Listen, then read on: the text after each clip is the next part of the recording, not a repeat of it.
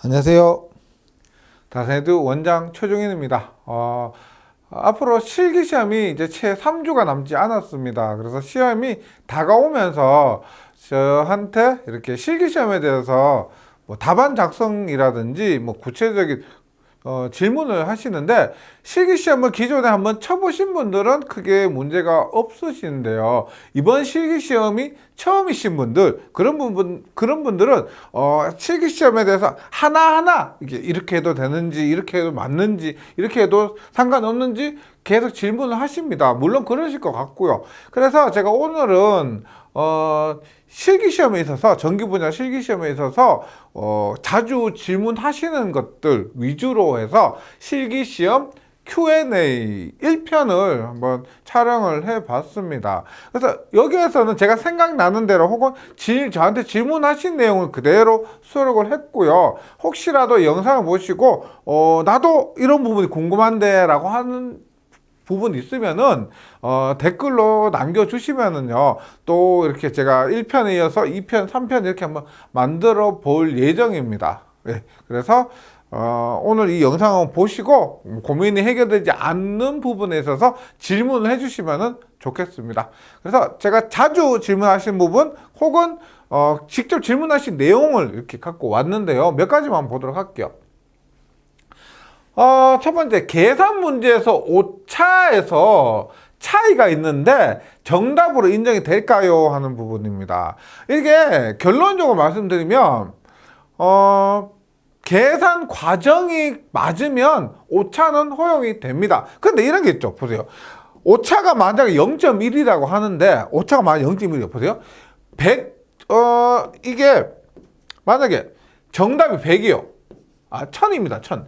1000에서 1, 1000.1하고, 그 다음에 1000.2하고, 이 정도는 전체 1000 중에서 0.1 차입니다. 이 정도는 계산 과정이 맞으면 당연히 정답일 겁니다. 근데 만약에 보세요. 0.이 아니고, 만약에,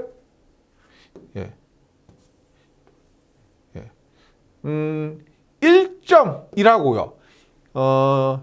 1.2하고 이러면 똑같은 0.1 차이지만은 10%가 차이 납니다. 맞죠?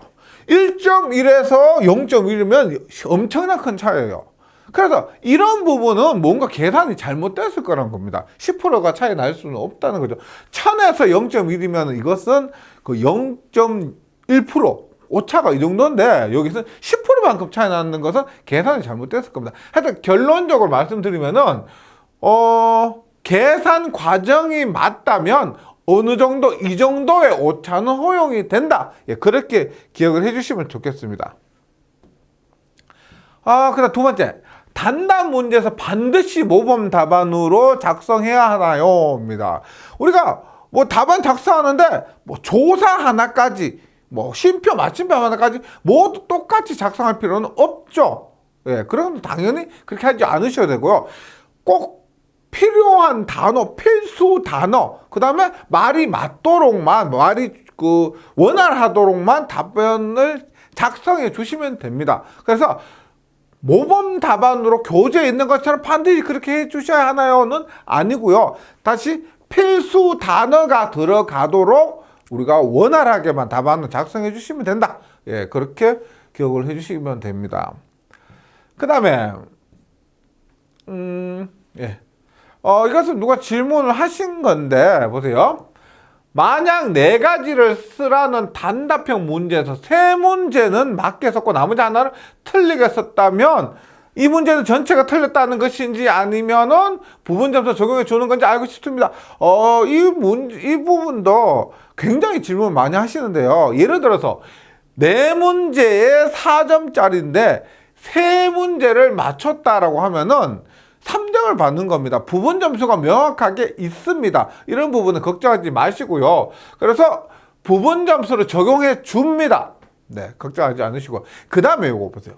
만약 부분 점수가 적용 안 될 시 한 가지를 틀릴 거라는 걸 짐작한다면 남은 한 가지는 공백으로 남겨둘 생각입니다. 근데 제가 계속 말씀드리는데요. 공백으로 남겨두지 마세요. 만약에 4개 중에서 3개를 압니다. 그러면 3개는 맞을 것 같고 1개 써봤자 틀리겠다라는 생각으로 안 쓰고 틀리지 마세요. 그리고 보세요. 내가 대략적으로 이 부분에 있어서 짐작으로 답을 쓰는 겁니다. 잘 모르더라도. 그래도 빈칸으로 두지 마세요. 운이 좋으면 맞을 수도 있습니다. 어차피 안 쓰고 틀리는 거나 쓰고 틀리는 거나 쓰고 틀리면은 혹시라도 맞을 가능성이 있죠. 안 쓰고 틀리면은 맞을 가능성도 없는 겁니다. 그래서 이런 질문을 누가 직접 해주셨는데 남은 한 가지 공백을 남겨둘 생각입니다. 공백으로 절대 남겨두지 마세요. 혹시라도 운으로 맞을 수가 있기 때문에요. 네, 이렇게 안 해주셨으면 좋겠습니다. 그 다음에 계산 과정에서 공식을 반드시 써야 하나요? 라고 하는데 공식은 쓰지 않으셔도 됩니다. 보세요. 계산 과정이 맞다는 것 자체는 바른 공식을 적용했다는 겁니다. 그러니까 공식을 쓰고 문제를 풀어나가면 정석이니까 더 깔끔하고 좋죠. 그런데 공식을 쓰지 않더라도 계산 과정이 맞다면 공식을 알고 있다는 겁니다. 공식을 알고 있으니까 거기에 맞게 적용을 해서 풀이를 한 거죠. 예. 그리고 이런 거, 피상전력은 PA, 피상전력 PA는, 그러니까 한국말로 피상전력 PA는 이렇게 그것도 쓰지 않으셔야 돼요. 피상전력이라는 말도 안 쓰셔도 됩니다. 그냥 PA는 계산서 하시면 돼요. 그래서 우리가 교재에 보면은 풀이 과정 보면은 이렇게 질문을 주시거나 해서 좀 더 꼼꼼하게 풀이하려고 그렇게 쓴 거지 실제 시험에서 그렇게까지 쓰실 필요는 없다는 겁니다. 공식을 반드시 쓸 필요 없다. 예, 그렇게 기억을 해주시면 좋겠고요. 그럼 이 문제도 우리가 그 시험에 유의사항 보면 모두 나오는 부분이거든요. 근데 한번 꼼꼼하게 읽어보시면 이런 부분에 대해서 나옵니다. 예. 문제 위에 알아보기 쉽게 기호를 샤프로 써놓거나 밑줄 동그라미를 쳐도 괜찮나요? 라고 합니다. 이 부분은 안 된다고 말씀드려요. 우리가 문제 부분이 있고요. 그 다음에 계산과 답을 쓰는 부분이 있고, 그 다음에 연습란이 있습니다. 연습란 부분에는 뭐든 써도 됩니다. 쓰고, 낙서하고, 그림 그리고 하고 나서 지우지 않으셔도 됩니다. 그런데, 계산란과 답란은 있죠. 다른 게 있으면은 절대 안 돼요. 예, 절대 안 됩니다. 그럼 문제에도 동그라미나 밑줄 긋고 이런 부분이 혹시라도 불이익을 당할 수가 있습니다. 오해를 살 소지가 있기 때문에, 그러니까 상관이 있다 없다 이게 해도 괜찮을 수도 있는데요. 혹시라도 불이익을 당하지 않기 위해서 문제에다 줄 긋거나 동그라미 치거나 이런 부분을 안 해주셨으면 좋겠다는 겁니다. 혹시라도 불이익 당하지 않기 위해서. 그래서 동그라미 치거나 줄을 긋는다 이렇게 낙선한다 이런 부분은 연습란이 있습니다. 시험지에서 하단에 그 부분에만 해주셨으면 좋겠습니다. 네. 그 다음에 이 질문도 하시는데 실기시험에 채점에 대해서 문제가 말이 많습니다. 실기시험에서는 채점 시 이의 제기가 받아들여지지 않는다고 하는 사실인가요? 입니다. 제가 실기시험에서 이의 제기를 하셔서 받아들여진 것을 거의 본 적이 없습니다. 실기시험 일단 공개가 안 됩니다. 채점 자체가요. 그래서 이 제기를 하더라도 문제 자체가 공개가 안 돼. 채점 자체가 그러니까 제일 만약에 편의를 봐준다고 하면은 어떤 문제가 많다 이 정도까지 제일 만약에 문의를 하신다고 하면 이 정도까지는 들어본 적이 있는데 채점 결과가 바뀌는 그런 경우는 거의 들어보지 못했습니다.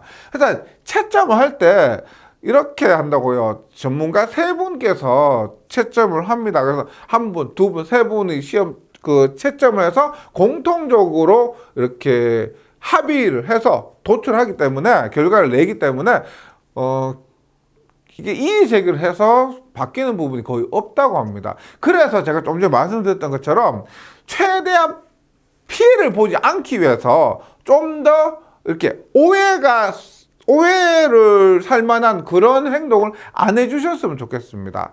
예, 이런 부분에 있어서 실기가 약간 좀 불합리한 부분이 있는데 지금까지 어떻게 이렇게 이의제기가 반영되고 적용되고 그런 부분이 없었습니다. 그래서 이런 부분은 누가 질문 저한테 해주셨는데 거의 없다고 보시면 됩니다. 그래서 사전에 오해를 살 만한 피해를 입을 만한 그런 행동을 안 해주시는 것이 가장 좋다. 예, 그리고 좀 더 뭐 답안을 작성하실 때 이렇게 내가 긴가민가 하는 부분 있죠. 남들과 다르게 풀어서 좋을 게 없어요. 그래서 남들과 다르게 풀었을 때는 채점 그 결과 발표까지 이게 불이익 받으면 어떡하지, 맞는지 안 맞는지에 대해서 이렇게 불안에 떨고 계십니다. 만약에 다른 사람들하고 똑같이 답안 작성하셨다면 확실히 맞다, 확실히 틀렸다, 이 부분에 있어서는 차라리 마음이 편한데 남들과 다르게 작성했는데 이것이 맞는지 틀린지를 잘 모르겠다, 그런 분들은 결과 발표 때까지 이렇게 조마조마하는 그런 부분이 있습니다. 그래서 이 부분에 대해서는 거의 받아들여지지 않는다, 이렇게 생각을 해 주시고요. 제가 첫 시간이고요. 지금 실기시험에 대해서 Q&A 이렇게 제가 만들어 봤는데 혹시라도 더 궁금한 부분이 있으면은 꼭 좀 이렇게 영상 그 댓글 남겨주시고요. 제가 다음 시간에 다시 이렇게 2편, 3편으로 소개를 해 드렸으면 좋겠습니다. 예, 작은 도움이라도 되셨으면 좋겠고요. 저는 다음 시간에 다시 뵙도록 하겠습니다. 수고하셨습니다.